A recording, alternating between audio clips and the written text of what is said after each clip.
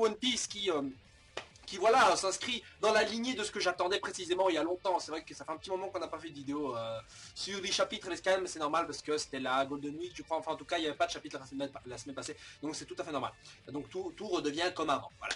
Et donc, un chapitre plutôt agréable pour la reprise, puisque on a donc une confirmation comme quoi la Birdcage, voilà, c'est vraiment le contrôle total de Dressrosa, et on peut se demander d'ailleurs pourquoi est-ce que Doflamingo ne va pas utiliser ces techniques carrément sur Luffy et les autres. Enfin, il peut contrôler les autres, beaucoup de personnes, ok, d'accord, mais pourquoi est-ce qu'il le fait pas sur Luffy directement, je sais pas. Bon, vous allez me dire, ouais, mais sinon ce serait trop facile, il gagnerait déjà. Mais oui, mais c'était ça le deal, enfin c'était ça le truc, on s'est tous dit, attends, mais comment Luffy va combattre le pouvoir de contrôle de fil de Doflamingo? Ou alors c'est une question genre, il faut, je sais pas, peut-être le haki, ou une question d'être légèrement bon.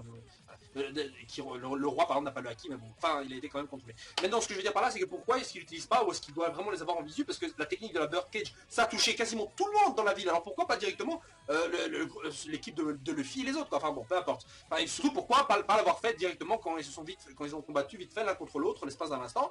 Et donc là, bon, je suppose que c'est une question de force, il faut être relativement assez fort pour se libérer, sinon on peut pas être manipulé.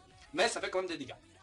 Bon, alors ici on démarre donc la deuxième, pour moi, la deuxième, enfin, ou la troisième, ouais, on va dire la troisième partie de Dressrosa, enfin peu importe, mais en tout cas on démarre une autre partie de l'arc Dressrosa qui est certainement la dernière, où en gros tout le monde, comme je l'avais prévu, donc bon, en fait non, cette fois-ci j'ai un peu foiré ma prédiction vu que ce n'est pas uniquement le roi ou Luffy, mais donc quasiment toute l'équipe des gentils joyeux loufoques donc qui se trouvent à Dressrosa, en passant d'ailleurs par les révolutionnaires et même Rebecca, bref, et donc chacun d'entre eux vaut 100 millions de berries je crois pour leur tête si on les ramène à Doflamingo, sauf évidemment Luffy, Sabo d'ailleurs qui s'est fait repérer en 2 secondes, Sabo, Luffy, le roi Riku et aussi Law, donc qui valent chacun 300 millions de berries si on les ramène donc à Doflamingo. Donc ici après on a le reste, 1 euro, 2 étoiles, tout ça, donc 2 étoiles, 200 millions, tout ça. Bon voilà, donc ça veut dire que chacun d'entre eux est bien recherché, donc ça veut dire que tous les Mugiwara qui sont restés sur l'île évidemment sont ciblés, les autres genre Nami, Sanji, ça, ils sont partis donc déjà sur Zo, et pour l'instant on n'a toujours pas vu ce qui se passe avec eux, et j'aimerais vraiment qu'on voit, je sais pas, limite Sanji combattre Pecom sous l'autre enculé avec sa tasse de thé là, enfin, les hommes de Big Mom là, j'aimerais bien voir limite un truc où même Sanji est allé par terre une 3e fois ou 2e fois dans l'arc, je sais plus, mais une 3e fois par terre, mais je m'en fous, je vois quelque chose au moins de ce côté là. Bref. Et donc pour poursuivre un peu ce schéma narratif qui est encore une fois là où tout le monde se fait rechercher, donc tout Dressrosa, malheureusement, contre-cœur va effectivement rechercher le roi Riku, mais on va pas le tuer, on va juste le capturer, c'est bon, ils font rien de mal, mais oui, ils vont le tuer, connard. Donc effectivement là, le royaume n'est pas encore prêt évidemment à se retourner, mais j'en attends, j'imagine bien qu'à un moment donné, vu qu'on a eu les chiffres là, la Doflamingo Family, c'est genre 2000 personnes environ je crois, et donc évidemment que tout l'équipage peut-être ils vont être exténués après tous les combats et tout, ils vont être à terre, et donc à ce moment là le royaume de Dressrosa va se lever et va combattre le restant, les milliers d'autres membres de la famille de Doflamingo qui restent, alors que nos héros sont tous dead, ils peuvent pas combattre. Vous voyez, après avoir combattu les autres membres exécutifs, tout ça, donc après avoir fait tous ces combats là, je m'attends à un soulèvement du royaume une nouvelle fois qui va se mettre à côté du roi. D'ailleurs, royaume qui s'est rendu, enfin les membres du royaume, tous les gens du royaume se sont rendus compte que l'autre fois le roi Riku était finalement innocent et s'est fait manipuler, donc ce coup-ci toutes les cartes sont tombées, donc tous les masques sont tombés, toute la vérité est rétablie. Rebecca chiale encore parce qu'elle a découvert vite fait que Luffy lui a raconté que le petit soldat n'était autre que Kiros, et donc bon voilà, c'est Rebecca, et vous la voulez vraiment dans l'équipage, putain, mais Rebecca va chialer de toutes les secondes. On n'a pas capturé de poisson. Non mais putain, mais vous voulez pas mettre ça dans l'équipage. D'ailleurs, un autre petit point avec Sabo, et effectivement qui engueule, d'ailleurs c'est vrai qu'il fallait quand même l'engueuler, hein, qui engueule donc Bartholoméo, qui encore une fois voit Usopp, le mec qui a cramé le...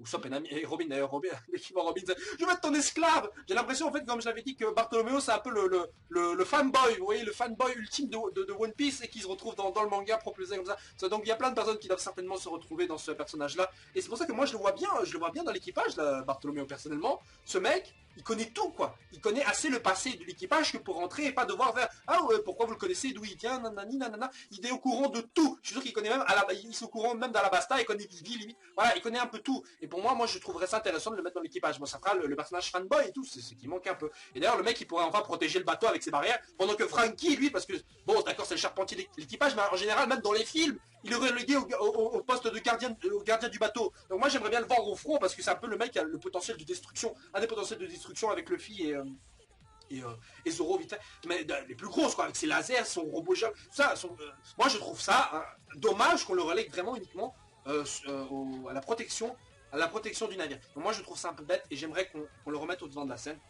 Alors si Bartholoméo permet de faire ça, ok, parce que bon, Bartholoméo va pas faire des barrières. Bon, je vois pas exactement jusqu'où peut aller son pouvoir. Bon, il peut écraser des gens, je suppose, entre deux barrières, un truc comme ça, mais voilà, après ça, il n'y a pas vraiment d'autres indices. Bon. Alors le reste du chapitre, on voit donc Kyros qui est en train de foutre une mandale et une rousse à tous les méchants bad guys qui voient sur sa route, toujours en étant amputé d'une jambe, hein, donc j'imagine qu'il va pas la retrouver sa jambe, ou alors Doflamingo va la rattacher, ou un truc de genre, je sais pas exactement. Et donc, d'ailleurs, dans tout ce petit joyeux bordel, on voyait bien que je me suis dit à un moment quand j'ai vu la liste des mises à prix, enfin des mises à prix, des wanted persos de Doflamingo sur Luffy et les autres, je me suis dit ah Usopp il est pas là, il va peut-être avoir un autre rôle encore vu que personne l'a remarqué, un peu comme Sanji quand ils étaient arrivés la première fois, je sais plus où, à Lubarna je crois, je sais plus, quand vous savez quand justement Crocodile connaissait pas l'existence de Sanji, si on le met à ce moment-là Prince, et il pouvait en tirer en profit justement parce qu'il connaissait pas leur nom. Et ben non en fait, comme quoi au final Usopp est finalement le mec le plus recherché, celui que je hais le plus, celui qui a foutu le plus gros bordel qui a déclenché ça.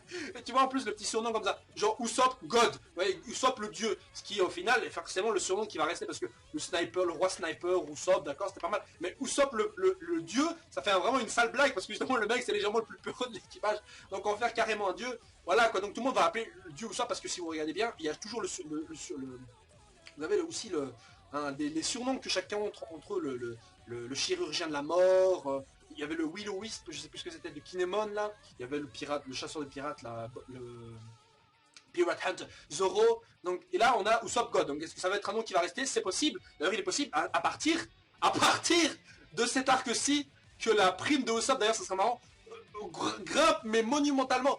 Moi je m'étais toujours dit que c'était soit Usopp, soit Chopper, un des deux, allait avoir une prime qui allait monter mais de manière exponentielle au point de surpasser limite Zoro et Sanji. Je dis un boost géant. Je t'ai dit que sur un effet comique ce serait marrant de foutre une tête d'affiche comme ça, une bounty sur un gars qui était au final relativement faible. Mais je pense peut-être qu'ils vont garder cette vanne pour Buggy. Et encore Buggy, il a un fruit du démon à pas sous-estimer, hein, je l'avais déjà expliqué, à pas sous-estimer. Donc j'aimerais bien voir d'ailleurs la prime vraiment de Buggy, mais bon, elle doit être gelée vu que c'est un Shichibukai maintenant. Donc elle doit pas être peut-être plus grosse qu'elle était avant. Bon, soit.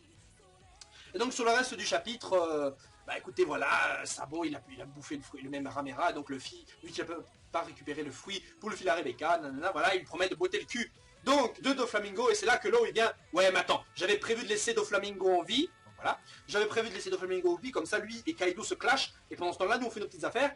Mais non, là, en fait, le plan de Luffy, c'est justement de buter Doflamingo, et là, l'eau le met en garde, parce que si on bute Doflamingo, Kaido, il va pas se fâcher, il va plus pouvoir se fâcher sur Doflamingo, justement. Kaido, il va se fâcher sur nous directement. Mais c'est ça qu'on veut. On veut Big Mom, et on veut aussi Kaido foutre la guerre carrément à Luffy, alors qu'ils se souviennent à peine d'entrer dans le nouveau monde, et ils font déjà la guerre, déjà au gouvernement mondial. L'autre fois, bon, tout ce qui reste des vestiges de Barbe Blanche, voilà, c'est des alliés. Il reste Barbe Noire qui, effectivement, va pas tarder à foutre également une déclaration de guerre à Luffy, certainement. Mais en tout cas, les autres, enfin, Shanks, bon, je sais pas encore. Mais en tout cas, Kaido et Big Mom, voilà, ça fait déjà deux Yonko qui poursuivront Luffy. Et ça, c'est énorme. Et on se dirige certainement vers ce schéma narratif-là. Parce que Kaido sera certainement, à mon avis, le premier Yonko que Luffy pourrait combattre. Parce que faut rappeler que Yonko des 1000 Beasts, là, enfin, Kaido of the 1000 Beasts, c'est voilà, c'est du Zoan. Et qui dit Zoan dit corps à corps. Et qui dit corps à corps dit de super fight. Du niveau, un niveau encore plus au-dessus que Enies Lobby, alors que limite c'était limite du Dragon Ball, là, et ça on kiffait tous. Ah non, je déconne pas du Dragon Ball. Mais quand même, c'était de chouettes fights, c'était certainement les fights les préférés. Et je l'ai dit, le redis, je le redirai. C'est pour ça que je veux vraiment du Kaido, là, avec son armée de Zoan. Ça va faire des combats, mais qui vont déchirer ça. Voilà. Sur ce, les gens, on se retrouve la semaine prochaine pour le prochain chapitre de One Piece où la chasse à l'homme va commencer. Voilà. Sur ça, ciao, ciao. Zou.